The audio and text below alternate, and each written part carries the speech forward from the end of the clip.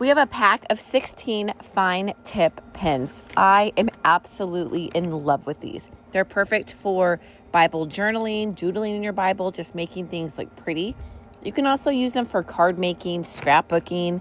So there is 16 in the pack, and they have a variety of different colors. And really, you can see me using them here. They just write really nice. But then if you want to pop a word, like I'm writing a Bible verse and I want the word transform to pop out, because that is important to me, I highlight it, put some little dashes around it just to really make it pop and decorate it and make it look good. These are nice aesthetic colors, and they are fine tip. So they really do have just a nice tiny tip to do lines, doodles. The colors include pink, bright pink, red, orange, yellow, lime green, olive green, regular green, sky blue, blue, indigo, light purple, purple, gray, black, and chocolate brown.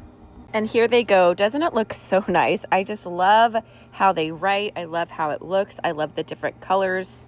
It really makes it look pretty.